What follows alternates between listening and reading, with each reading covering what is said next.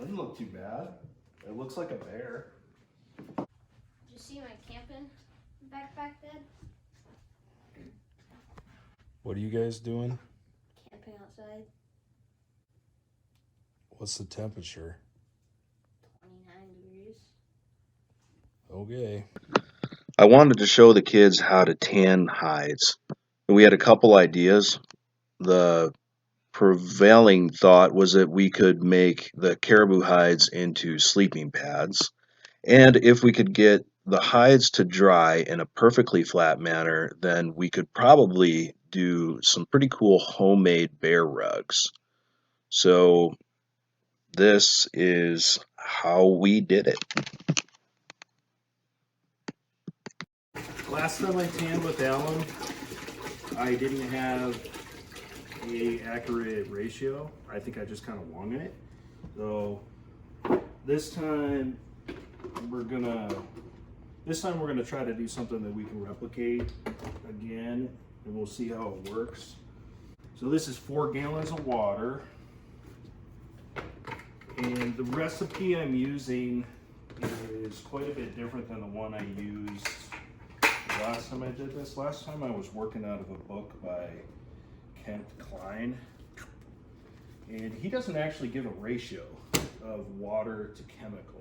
So I'm going to use one of Van Dyke's ratios, and it's basically 1 gallon of water to 2 cups of alum, 1 gallon of water to 1 cup sodium carbonate, and 2 cups salt. And those have to be mixed together separately.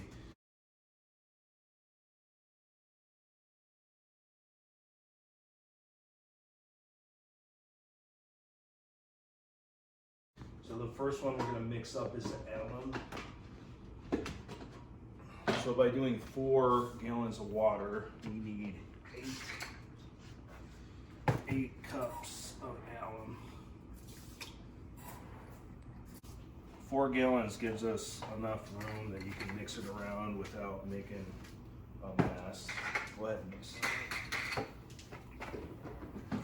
You don't want to use anything metal. It will react with your solution. There's a lot of salt going on in here.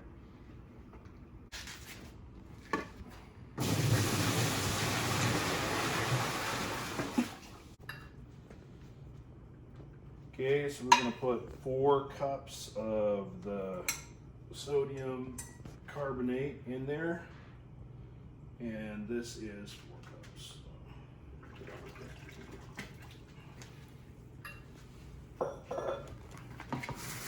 8 cups of salt.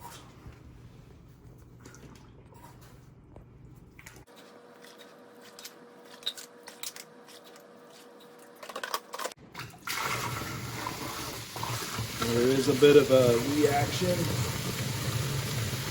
I say do this slowly, or as slow as you can here.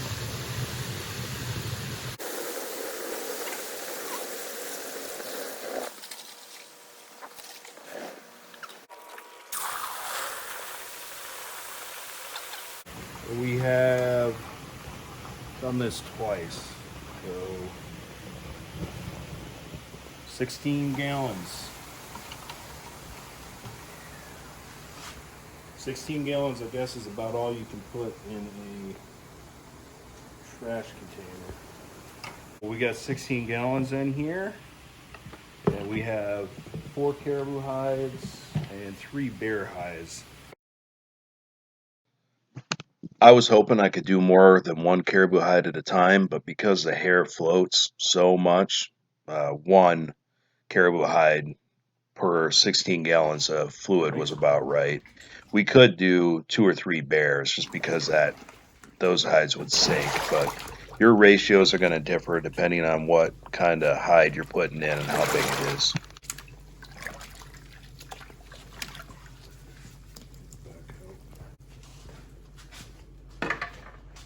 Okay, so this has been in here for just over 7 days. It should be tanned, and we're gonna hang it up and let it drip dry.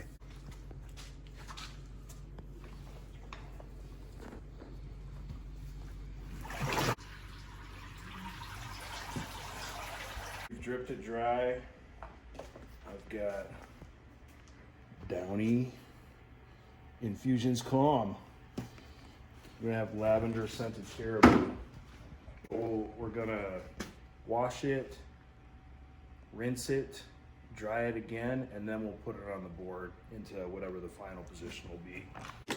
So this was the first hide, and it was not washed as well as some of the latter hides. In the end, we would rinse the tanning solution out, and then we would use the soap and do a wash, and then 2 rinses. That seemed to be the best. The bears required much more cleaning. This is the one that we had hanging up and drying out, drip drying. This one wasn't one of the better hides, and we were just gonna make like a sleeping pad out of it, sleeping pad for the boys. So as you can see, I've taken it and I've trimmed it up and made it a little bit more symmetrical. The right front leg wasn't skinned the same as the left front leg, so there was a little bit of a scallop in here. I didn't want to take any more of it out. But, I just let it dry a little bit, hair side up, and now I'm gonna flip it over to the leather slide, lay it on the table, and tack it all out, and then we'll let it dry.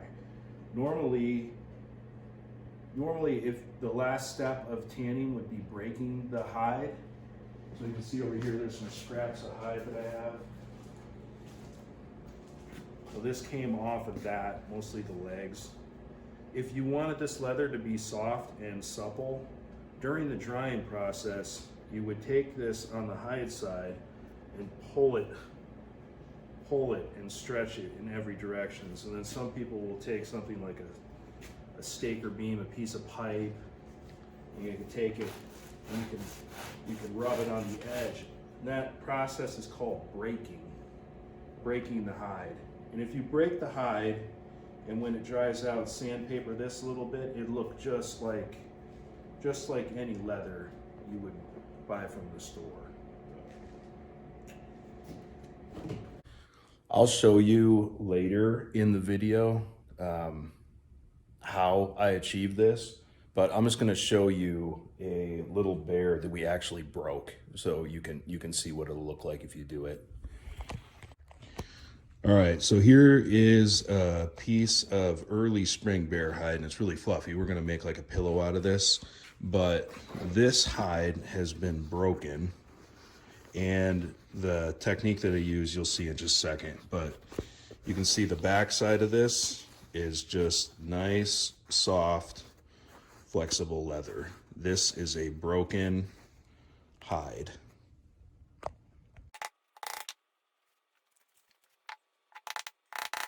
So we're all tacked out. The tacks aren't really stretching it. I'm just putting it there to hold it in place while it dries. I've had this fan going on here and it's starting to dry. We're gonna let these dry hard because they're gonna be a rug or a sleeping pad. But if you remember when I was showing you when we were fleshing it, there'd be a little bit still left on here, real fine membrane. This is all tanned, and it's tanned all the way through that. So I don't worry about it too much when I'm fleshing at the end here. I'll take a flap wheel and I will just go over that with the flap wheel, and that'll come right off.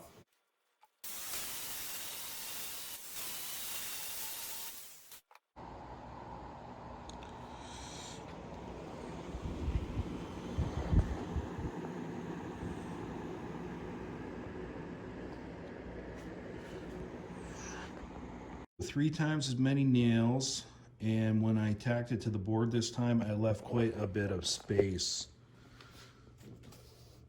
where it would have room to stretch. And it's much flatter, although there is a wave on this side where it did eventually pull out. We'll pull it off the board and see what it looks like. This is the one you saw at the beginning, and it's pretty good, but it's not perfect. So room for improvement. So even on this is the third attempt and the fourth attempt, and you can tell with these two, the only thing I did different was We got like 3 times as many nails as the first one, and as it was drying, I put a little bit of oil on it. I also left them loose compared to the first two, but it still pulled almost every one of the nails on this side. But they're significantly flatter than the other two, so I think I about got it where I want it. His hair's still wet, like the hair side. This side's pretty dry, but it's been on here for like 3 weeks, and this is all still damp. I wouldn't say 3 weeks. I think it's been a week. A week and a few days. Yeah, it's definitely still damp. They're way flatter than they were before, but I don't really have any way to lay them out again, so we'll just let them dry.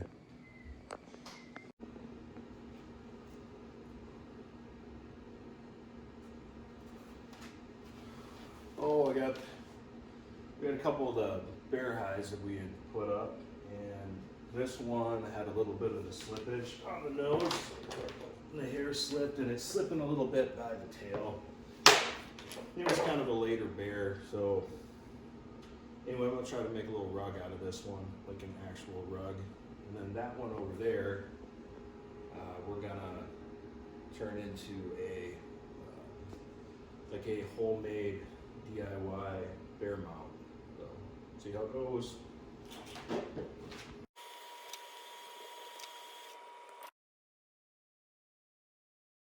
Madison is helping me sew up bear number 2.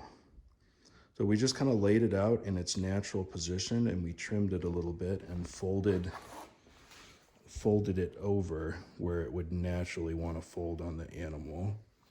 And that should eliminate you seeing this real thin spot in here that all bears usually have. So we'll see how it comes out. I sewed up the mouth and the eyes, and we'll flip it, and then I might form the ears. That doesn't look too bad.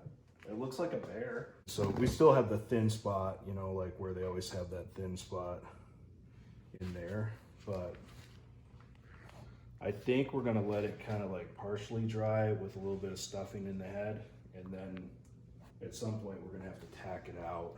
But yeah, I think it'll turn into a nice looking bear rug. Pretty good for a homemade job. Well, we got the bear all tacked out, and it's been here for about 15 days, and it's pretty dry, or at least we think it is. We're a tiny bit worried about the edges because we folded them over, so they might not be as dry as the rest of it, but we're pretty sure it's ready to take all the tacks out, so that's what we're going to do next.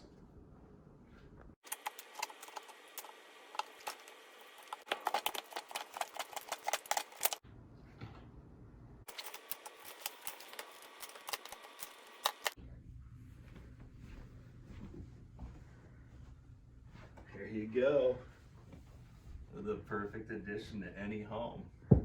Homemade bear rug. Perfectly flat. And yeah, it's good.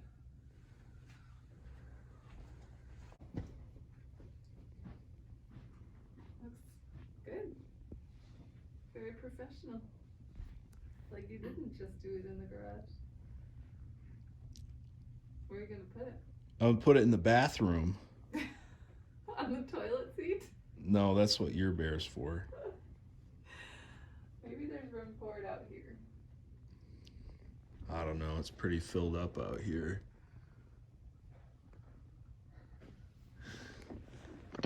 It's pretty much still winter here now, but spring is right around the corner, and spring means bear season.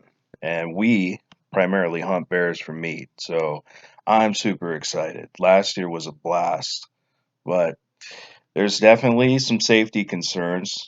I mean, enough so that my employer actually pays for us to go to a bear defense training course every couple years. So I got some cool video of that I'll show you at the end here. But yeah, next videos ought to be bear season 2021. Good and straight. That's exactly what I wanted to catch you for. I wasn't catching you to see if you shoot a running bear. I wanted to see you smoke a bear that was just going, hey man, what's up?